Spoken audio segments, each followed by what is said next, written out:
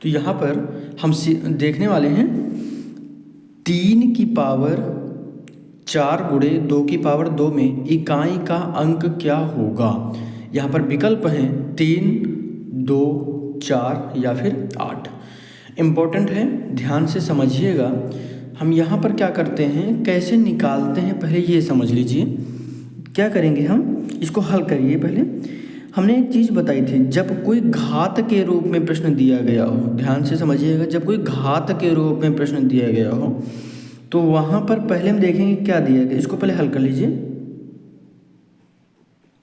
हल करेंगे तो कैसे करेंगे, लिखा है 3 की पावर 4 गुणे 2 की पावर 2। 3 की पावर 4 का मतलब क्या है, 3 कितनी बार है, 4 बार है, तो हम 4 बार यहाँ पे लिख लेते हैं। गुणे 2 की पावर 2 का मतलब क्या है, 2 बार है, लिख लीजिए। ऐसे ऐसे गुणा कर लीजिए। 3 त्रिक का 9 गुणे 3 त्रिक का 9 गुणे 2 दूनी 4। अब यहाँ पर कर लीजिए, 9 का 9 बार करेंगे क्या आएगा, 81 गुणे 4। ठीक है, अब कर लीजिए 4 एकम 4। हमको सिर्फ इकाई का मतलब होता है तो हम सिर्फ इकाई का गुणा करेंगे, बाकी हमको किसी भी संख्या से मतलब नहीं है। आप करके भी चेक कर सकते हैं। 8 चौके कितना होता है, 32 होता है, तो कितना है 324। तो इकाई अंक हमारा कितना आ गया, 24।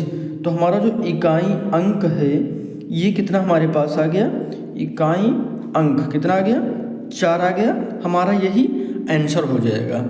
यहाँ पे एक बात और अच्छे से आप समझ लीजिए, जो सबसे ज़रूरी बात है, जब इकाई के अंक में 0, 1, 5 या फिर 6 आए, 0, 1, 5 या फिर 6 आए, तो इनकी पावर चाहे जितनी दी रहे, इनका इकाई अंक नहीं बदलेगा।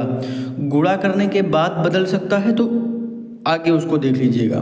कहने का मतलब, अगर हम यहाँ पे पूछ लें कि 0 यानी 10 की पावर 6 है, अब इसका इकाई अंक क्या होगा, तो 0 होगा। सोचना ही नहीं है, करके भी चेक कर सकते हैं। क्या करेंगे, 10 गुणे 10 गुणे 10 गुणे 10 गुणे 10 गुणे 10, 6 बार हो गया।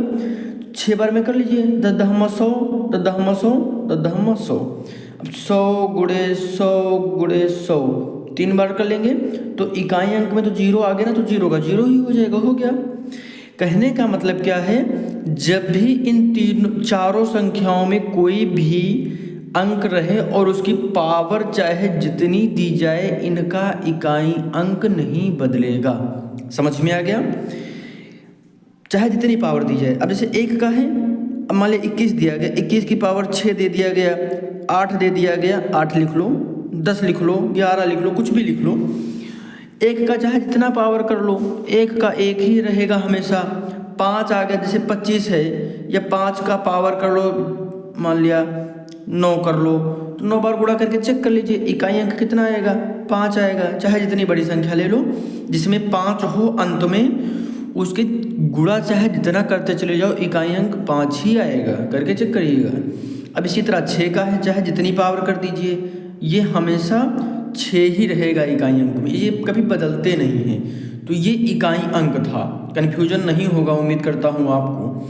तो इकाई अंक से संबंधित आपके मन में कोई भी डाउट नहीं रहेगा। समझ में आ गया।